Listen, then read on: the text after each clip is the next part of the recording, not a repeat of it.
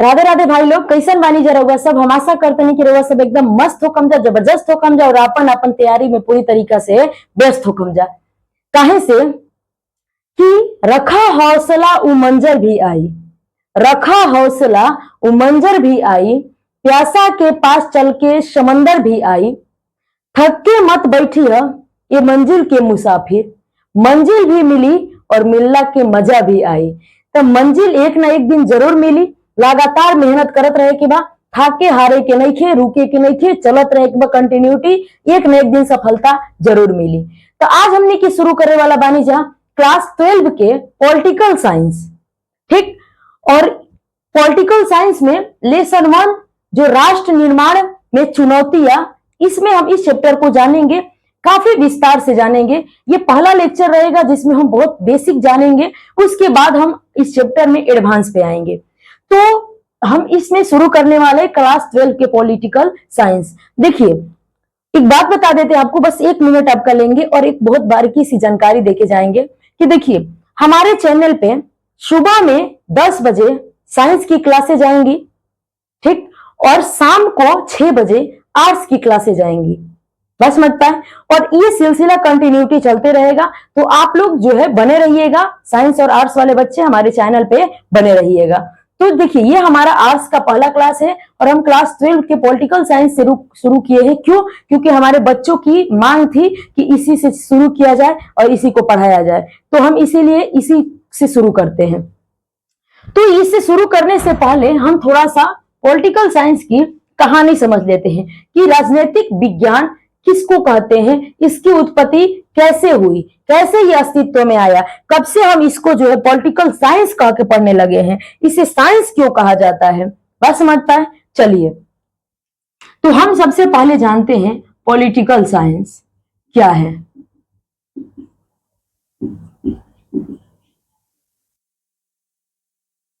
राजनैतिक विज्ञान। सबसे पहले तो हम ये जानेंगे कि इसे विज्ञान क्यों कह रहे हैं, ठीक।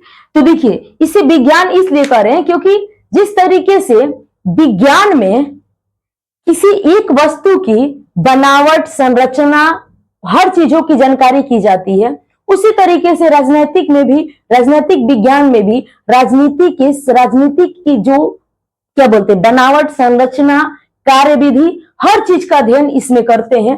राज्य सरकार सारी चीजों के अध्ययन कि राजनीति कैसी बनी है, राजनीतिक में कि उसकी संरचना क्या है, विशेषता क्या है, सरकार क्या होते हैं, वो सारी जानकारी हम इसमें लेते हैं, इसलिए हम इसे राजनीतिक विज्ञान भी कहते हैं, बस समझता है। तो देखिए अब हम लोग समझते हैं कि राजनीतिक विज्ञान किसको कहते हैं। तो सबसे पहले हम इसकी परिभाषा जान लेंगे। तो वैसे विज्ञान की वह शाखा, क्योंकि ये भी एक विज्ञान का ही पार्ट है, विज्ञान की वह शाखा जिसमें हम राज्य, सरकार, कानून, ठीक, राजनीति, व्यवस्था आदि का अध्ययन करते हैं, आदि का अध्ययन करते हैं, तो वह राजनीतिक विज्ञान कहलाता है। वो क्या कहलाता है? राजनीतिक विज्ञान। वह राजनीतिक विज्ञान कहलाता है, बस समझता है। चलिए अब देखिए कोई एक सवाल आता है कि बताइए, आगे हम पढ़ेंगे कि राजनीतिक विज्ञान, पॉलिटिकल साइंस, पॉलिटिक्स और कॉन्स्टिट्यूशन, इन चारों में क्या अंतर है, तो हम आगे जानेंगे। तो सबसे पहले हम जान लिए कि पॉलिटिकल साइंस किसको कहते हैं। तो वैसे विज्ञान की शाखा जिसमें हम राज्य, सरकार, कानून, राजनीति आदि के बारे में अध्ययन करते हैं, तो उसको हम लोग कहते हैं पॉलिटिकल साइंस। देखिए सबसे पहले एक वैज्ञानिक थे, दार्शनिक थे, जो थे प्लूटो। उन्होंने सबसे पहले द रिपब्लिक ऐसे कुछ करके किताब था, द रिपब्लिक करके एक किताब लिखा था उन्होंने, पुस्तक, और उसी में उन्होंने सबसे पहले एक आदर्श राज्य के बारे में बताया था, कल्पना किया था। ठीक, सबसे पहले दार्शनिक थे, उनका नाम था प्लूटो। उन्होंने द रिपब्लिक नाम से एक पुस्तक लिखी थी और उसी में सबसे पहले उन्होंने एक आदर्श राज्य का जिक्र किया था। उसके बाद वैज्ञानिक आए अरस्तु, और उन्होंने पॉलिटिक्स नाम से एक पुस्तक लिखी। ठीक, पॉलिटिक्स नाम से एक पुस्तक लिखी और उस पुस्तक में उन्होंने जो है सबसे पहले राजनीतिक विज्ञान को विज्ञान के तौर पे अध्ययन करने की शुरुआत की थी। तो अरस्तु को ही राजनीतिक विज्ञान का पिता कहा जाता है। याद करिए, अरस्तु को एक और विज्ञान के पिता कहा जाता है, जीव विज्ञान के। उसी तरीके से अरस्तु को पॉलिटिकल साइंस के भी पिता कहा जाता है। और इन्होंने कौन सी पुस्तक लिखी थी? पॉलिटिक्स पुस्तक लिखी थी, और इसी में उन्होंने सबसे पहले राजनीतिक को एक विज्ञान के तौर पर अध्ययन करना शुरू किया था और बहुत सारी चीजें उन्होंने इसमें बताया था, नई नई चीजों की खोज की थी। तो इसीलिए हम उनको क्या कहते हैं? राजनीतिक विज्ञान के पिता। तो देखिए, अगर हम एक स्टार डाल के आप लोग लिखिएगा कि प्लूटो सर्वप्रथम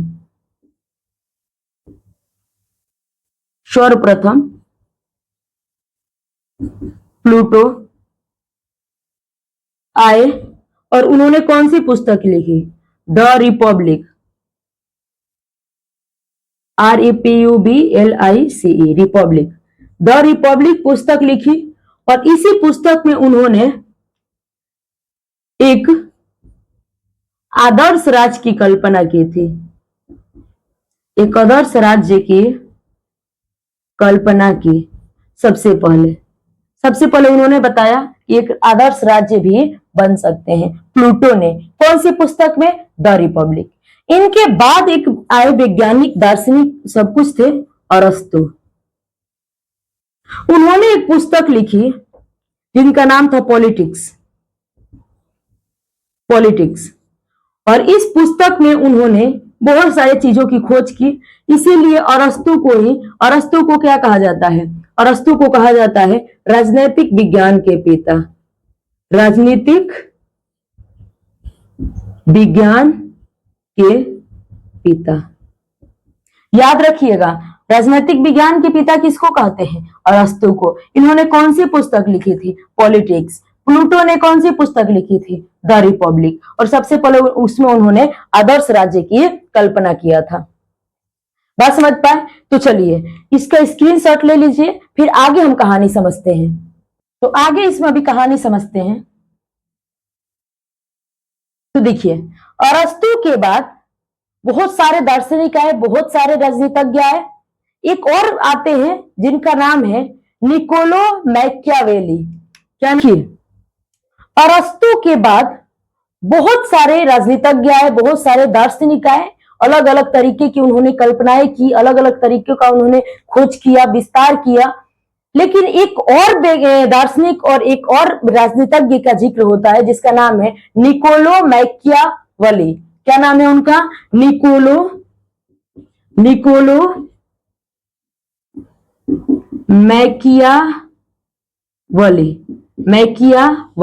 निकोलो मैकियावेली। इन्होंने एक बुक लिखी थी, द प्रिंस। ठीक, निकोलो मैकियावेली ने एक बुक लिखी थी, द प्रिंस, और इसमें उन्होंने राजनीतिक विज्ञान का तार खोला था। तो इन्हें आधुनिक राजनीतिक विज्ञान के पिता कहा जाता है। इन्हें आधुनिक राजनीतिक विज्ञान का पिता कहा जाता है। समझता है? तो ये सारे पॉइंट आपके लिए जरूरी है, याद रखना है। सबसे पहले तो राजनीतिक विज्ञान किसको कहते हैं? तो विज्ञान की वह शाखा जिसमें हम राज्य, सरकार, कानून, क्या बोलते हैं, व्यवस्था, राजनीति, इसके बारे में अध्ययन करते हैं, तो वो राजनीतिक विज्ञान कहलाता है। राजनीतिक विज्ञान में अगर सबसे पहले बात करें तो प्लूटो ने जो एक बुक लिखी थी, द रिपब्लिक, और उसमें उन्होंने सबसे पहले एक आदर्श राज्य की कल्पना किया था। उसके बाद अरस्तु की बात आती है। इन्होंने एक पुस्तक लिखी थी पॉलिटिक्स, और उसी पुस्तक में उन्होंने जो है राजनीतिक विज्ञान को विज्ञान के तौर पे अध्ययन करना शुरू किया था, बहुत सारी चीजों का विस्तार किया था, खोज किया था, इसीलिए इन्हें राजनीतिक विज्ञान का पिता कहा जाता है। उसके बाद एक और दार्शनिक का नाम आता है, एक और राजनीतिज्ञ का नाम आता है, जिनका नाम है निकोलो मैकियावेली। ये जो है, इन्हें आधुनिक राजनीतिक विज्ञान का पिता कहा जाता है। इन्होंने एक पुस्तक लिखी थी द प्रिंस, और इस पुस्तक में उन्होंने राजनीतिक विज्ञान का और ज्यादा विस्तार किया था, पूरा तार तार खोला था उसमें, तो इसीलिए इन्हें आधुनिक राजनीतिक विज्ञान का पिता कहा जाता है। तो क्या इतनी बातें आप लोग को याद रहेगी? याद रखना है। अब थोड़ा सा और बेसिक जानते हैं, तो दो चार शब्द के बारे में क्लियर कर लेते हैं। ठीक,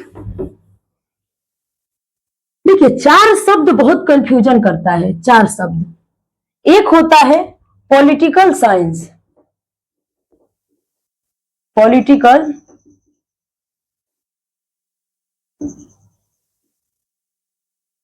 एक शब्द, दूसरा शब्द आता है कॉन्स्टिट्यूशन, पॉलिटिकल साइंस। एक आता है कॉन्स्टिट्यूशन, जिसको हम लोग कहते हैं संविधान, इसको हम लोग कहते हैं राजनीतिक विज्ञान।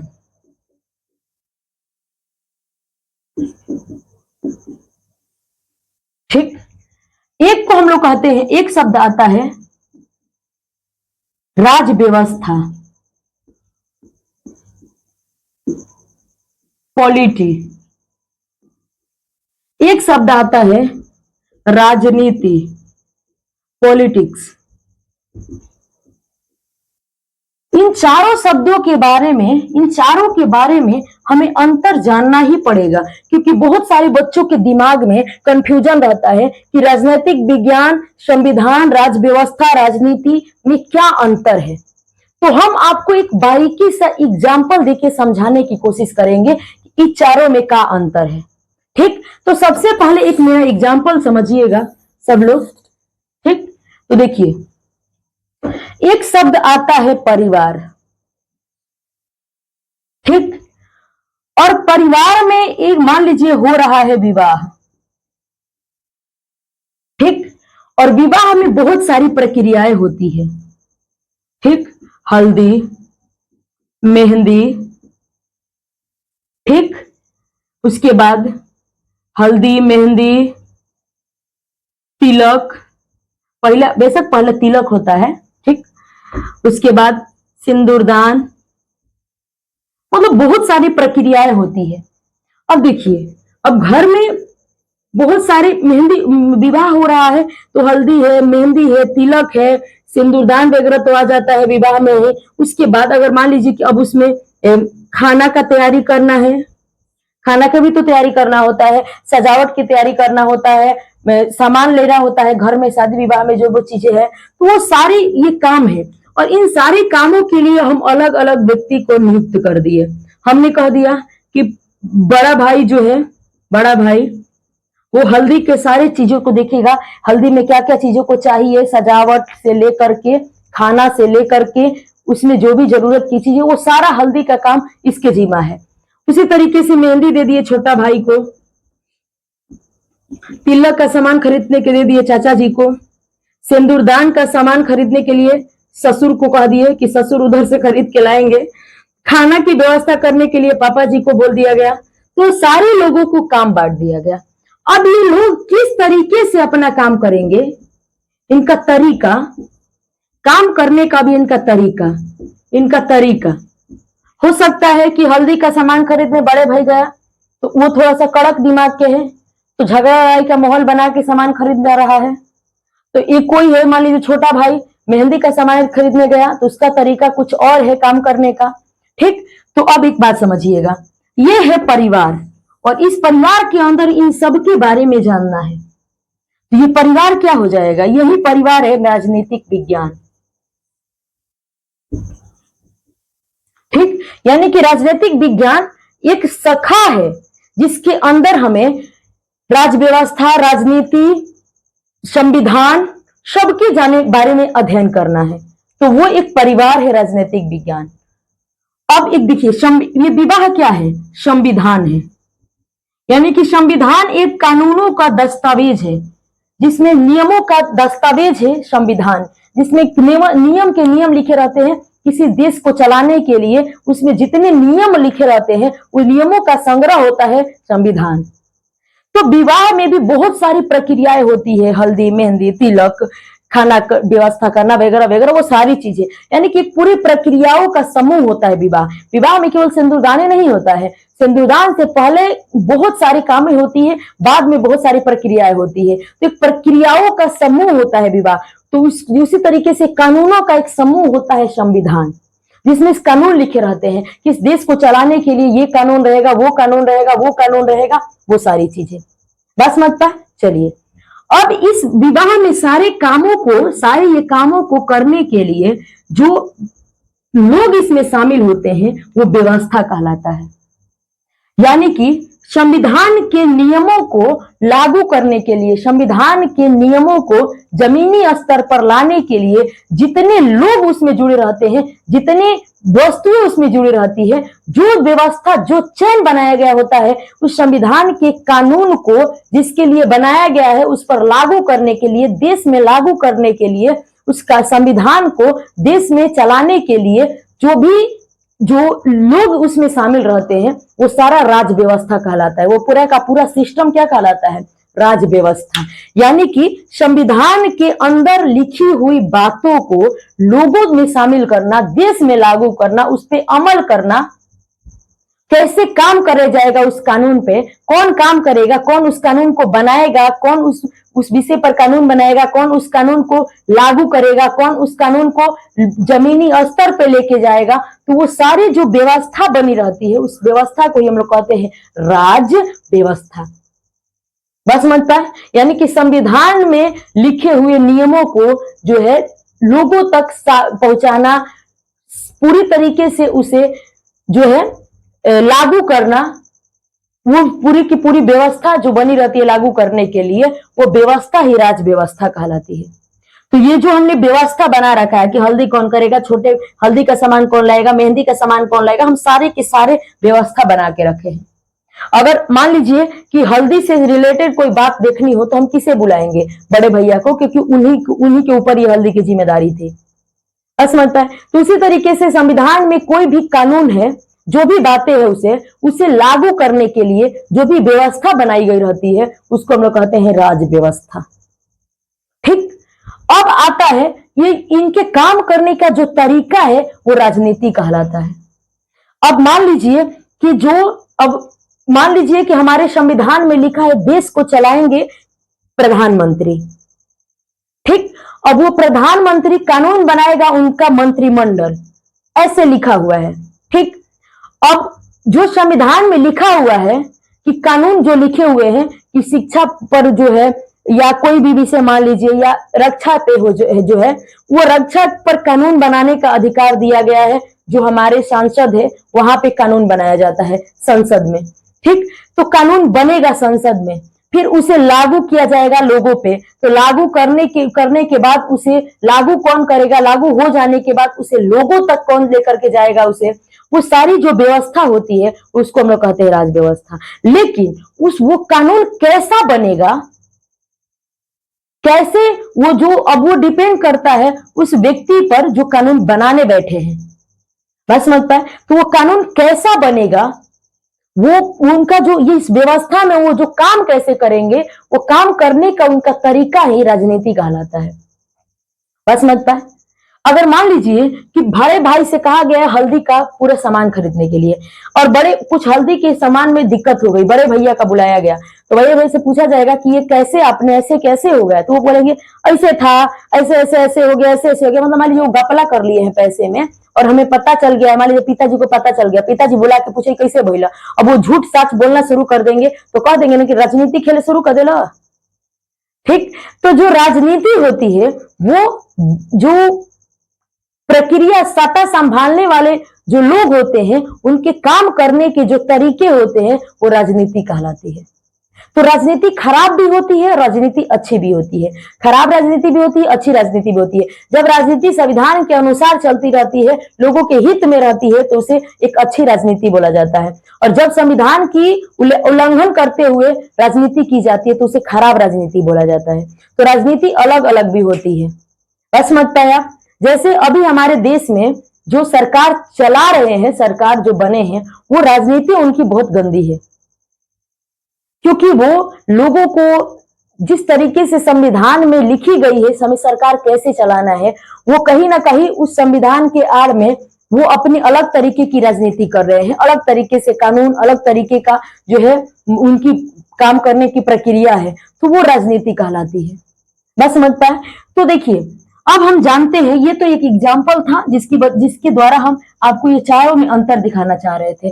परिवार राजनीतिक विज्ञान हो गया, परिवार में एक विवाह एक प्रक्रियाओं का समूह है, संविधान हो गया। संविधान में बहुत सारे नियम लिखे रहते हैं, जिसको करने के लिए लोगों को भी उसमें जो जितने लोग शामिल होते हैं, जितनी व्यवस्थाएं, जितने चयन शामिल होते हैं, वो राज व्यवस्था में आ जाता है। और ये राज व्यवस्था में शामिल लोग, कानून बनाने वाले लोग, कानून देश चलाने वाले लोग का जो काम करने की तरीके होते हैं, वो राजनीति कहलाता है।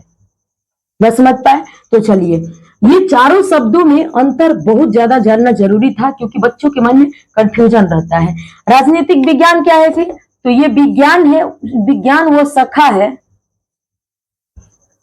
वह शाखा है जिसमें हम संविधान, राज व्यवस्था, राजनीति सबका अध्ययन करते हैं।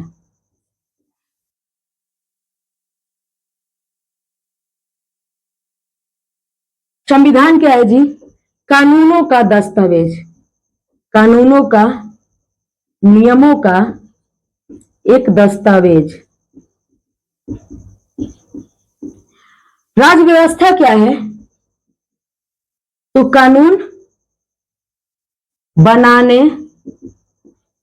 लागू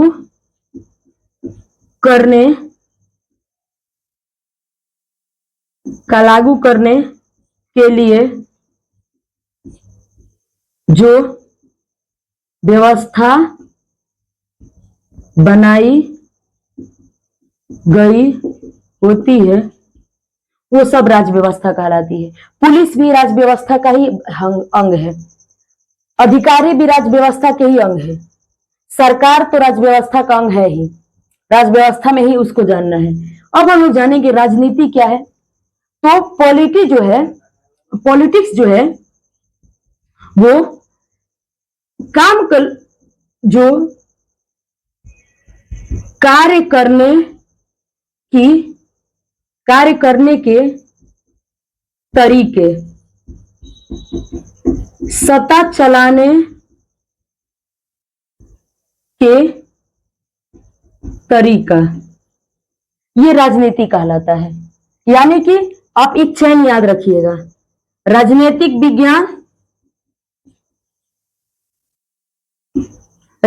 विज्ञान, इसमें हमको जानना है संविधान, फिर संविधान को लागू करने के लिए राज व्यवस्था, और राज व्यवस्था में जो लोग हैं वो अपने तरीके से काम करते हैं, मतलब कि जिस तरीके का उपयोग करते हैं, जिस प्रक्रिया का उपयोग करते हैं, वो उनकी राजनीति हो जाती है। ठीक। तो ये चार शब्दों में अंतर आप लोग समझ गए होंगे। तो बस ये एक क्या बोलते हैं, एक ये बेसिक था, थोड़ा सा जानकारी लेना बहुत जरूरी था। अब हम चैप्टर में आते हैं अपना। हमारा पहला चैप्टर का नाम है राष्ट्र के निर्माण में चुनौती। पहला चैप्टर का क्या नाम है? राष्ट्र निर्माण में चुनौती। तो सबसे पहले हम जानेंगे कि इसमें हमें क्या क्या चीजें पढ़नी है, उसके बाद हम आगे की कहानी जानेंगे। ठीक। तो सबसे पहले हम इंडेक्स लिख लेते हैं कि हमें इसमें कौन कौन से टॉपिक जानना है। तो सबसे पहले तो हमें राष्ट्र निर्माण ही जानना है कि राष्ट्र निर्माण क्या होते हैं। ठीक। उसके बाद अगले टॉपिक पे जानेंगे राष्ट्र निर्माण में क्या क्या चुनौतियां है।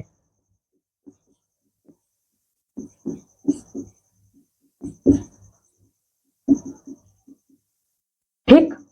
राष्ट्र निर्माण में चुनौती जानने के बाद इसी चैप्टर में हम लोग का पहला चुनौती है राष्ट्र की एकता और अखंडता। राष्ट्र की एकता और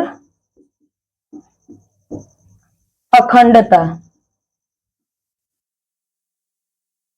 ये टॉपिक जानना है। राष्ट्र की एकता और अखंडता को बचाना, ये पहले चुनौती है। 3 तरह की चुनौतियां होती है, जिसमें से ये पहला चुनौती इस चैप्टर में पढ़ना है, दूसरा चुनौती दूसरे चैप्टर में पढ़ना है, तीसरा चुनौती तीसरे चैप्टर में पढ़ना है। तो इस चैप्टर में पहला चुनौती है एकता और अखंडता को बचाना। तो इसमें हम क्या क्या जानेंगे? तो इसमें जानेंगे विभाजन, क्योंकि विभाजन की प्रक्रिया, भारत का जो विभाजन हुआ था उसकी प्रक्रिया, परिणाम, ये जानेंगे। अगला इसी में जानेंगे कि रजवाड़ों का विलय, रजवाड़ों का विलय, विलय की प्रक्रिया। उसके बाद जानेंगे राज्यों का पुनर्गठन,